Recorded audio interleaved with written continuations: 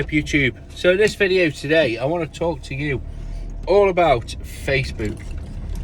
So you see a lot of Facebook posts, and some of them, so I'm members of like the garden community, UK lawn care legend, stuff like that, and it's some of the posts that come up on there, you almost think are they like made up. So it's like someone will put like a picture of a bamboo, and it's like £100, but you've got to dig it out yourself. You know, it's just stuff like that. Or people will be putting pictures of gardens up, and the most common one I've seen lately is people putting pictures of like a lawn, and even in my area, and they'll dictate, they'll say, I need this lawn cutting as and when, but £15 tops. And it's stuff like that that, you know, professional gardeners would never fall for it, if you get what I mean. Because I think if you do, I think you are falling for it. But anyway, so I'm not here to sort of knock Facebook or anything like that. I think it is what it is because it's got the most people on there.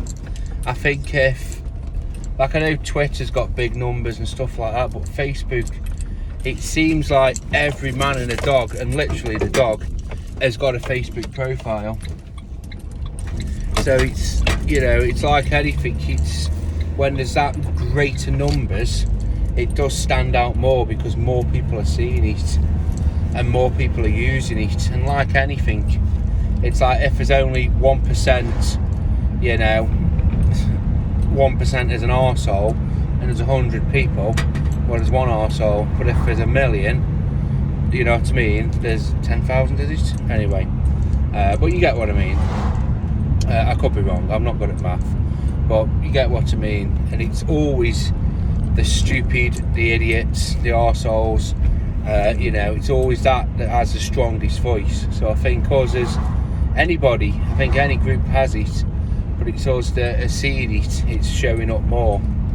So I'm going to talk about my sort of experience on Facebook, and also how I actually think it could be beneficial, and some tips hopefully for making your Facebook, you know, Facebook gardening business page better. And this is from somebody that tries to put themselves in the eyes of a professional gardener, and also Joe Blogs public. So Facebook for me, I've never ever gone down the route of targeted ads. I know of people either through, you know, in person, or like podcast YouTubers, that they make damn good money from Facebook. Facebook is their bread and butter. Facebook is where they get that, you know, 90% of their work, and it's reliable, it's dependable, and they can put in, you know, £100 to Mark, who will then convert it into £1,000 of work through leads. It's like anything, you can't say, you know, it doesn't work if you don't know how it works. And I've also seen people who've spent £100 and they've got no leads. And I see it all the time on my feed, where I'll get targeted ads for like restaurants and pubs and stuff like that, and I'll click on them, and they're at the other end of the country. And don't get me wrong, I suppose Facebook sees it as well, you know, it's food, it's an experience, people will travel for that. But I don't think the average bloke will travel, you know, 150 miles for, you know, a rather, you know, nice looking takeaway pizza. But that's what it is at the end of the day.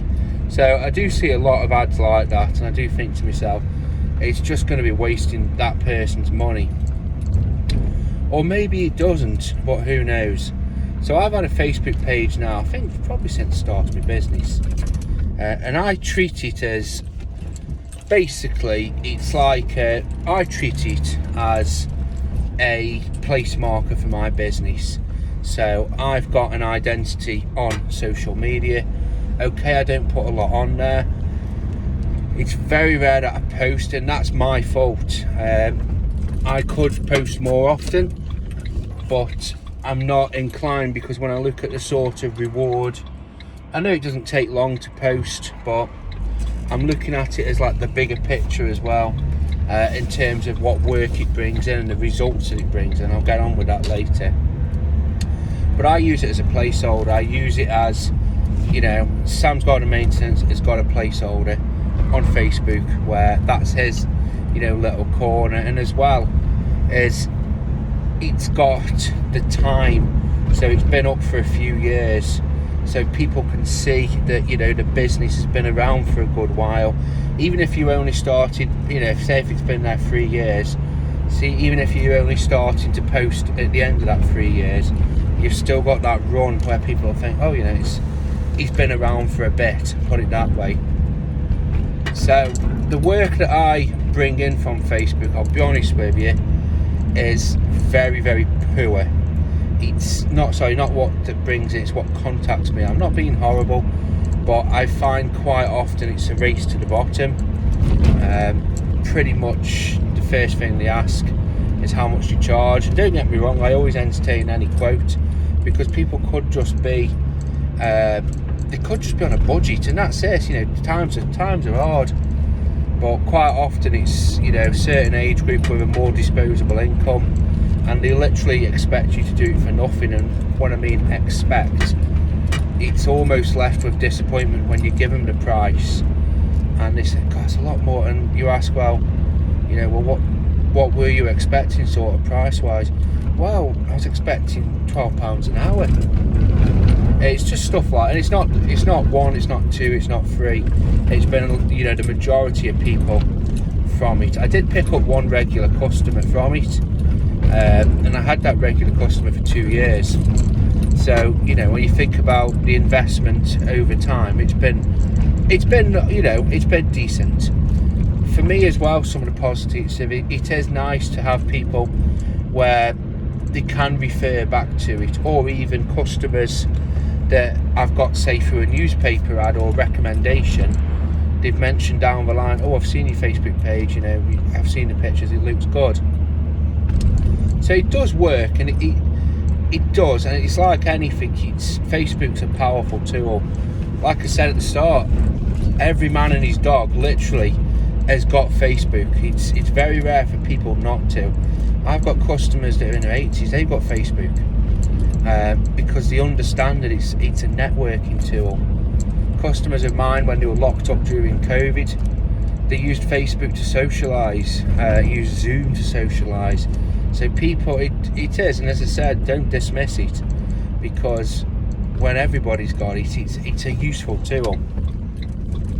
I think the thing that sort of shits on it is the fact that there's so many people on it, and it's like, so somebody, I saw one the other day in my local area, lady had put on saying that she's asking for a reliable gardener, and there was I think there was like 120 comments, and I'd say the vast majority, it was just like, some of them were just telephone numbers, literally just a telephone number, nothing else, just a telephone number. So is that the person's who's posting that telephone number, or is that a gardener? And then another the vast majority was a name and a number. Call such and such, call Shane, telephone number, call Craig, telephone number. And then dotted in amongst it was gardeners, where it was, oh, here's my gardener, you know, call such and such, he does a good job for me. And then the very like the rarest, where there's only like a few of them, was gardeners pages, so such and such garden services. And I think to myself, well, for one, I think 95% of those 120 is useless. It's just useless. I think the rest, I think the ones where it's, you know, Joey's my gardener, you know, he does a good job, that's going to carry more favour. And then you've got other ones where it's like, Joe's garden service does a good job for me, here's his business page. And that, I think that helps people. I think that's going to get it, where you're going to see results from an advert like that, or from a post. But when I think about, you know, the woman who asked for that, she's got 120 responses to sift through, and it's useless, really. It's useless information for her. Hopefully she found somebody. I personally don't respond to them, if I'm being honest with you. Yes, I probably am missing a trick, but I've got enough work of my own at this point in time without trying to sort of stand out from the rest of the crowd. As well, depending on certain people's, Facebook profiles, they have it where, so I've had it before where people have put up, say, I'm after a gardener to sort this, drop me a message, and then you go to message and their Facebook is set to privacy, or basically somebody who's not a friend can't message them. I'm thinking, well, again, so I think some of it's people's errors, some of it is just, just how it is. It's just, most of it is just useless information. And I'm not being dismissive of it. I think it's one of them where maybe the person who asked the question could ask it better, maybe. But then again, people who are replying to it, again, can reply to it in a better manner. Instead of just leaving a number, it's useless, it really is. It's wasting people's time. I think for me as well, so I've got a Facebook page and I try and put, in air quotes, the best pictures I can. And that's the thing as well, I see so many gardeners. So in my area, there's gardeners, well, in air quotes, gardeners, that I know and other people know, and their customers know it. They're just people who, they've got a full-time job and this is their side hustle. And then there's others that are retired and this is their side hustle. They're the ones that you go to do a quote after they've been, and the woman's like, well, I've just had such and such round and he only wants £10 to cut the lawn. I'm thinking, well, why have you had me then? Oh, well, we wanted to see what a professional gardener will charge. I'm like, well, I'll be at 25. Oh, well, I'll give such and such a call. But then I look at the pictures on there, it's not tit for tat. It's always within a way of being constructive, as you see there before and afters, and they're terrible. You can't work out which is the before, which is the after. So I think if you're starting a Facebook page and you've got no good pictures, then put personal information, put a post up saying, hi, I'm Dave, whatever, I'm Joe Blogs. I've been gardening now for X amount of time, it's a passion project of mine, whatever. But don't put a shitload. There's another bloke in our area that he puts a post up on community pages probably once a week, and this guy does everything. But he's got like a big, God, when you look at it on your phone, you have to scroll down twice, like, about him. He's talking about his hobbies, his interests. Why does doing the plastering, the gardening, the DIY help him and all that?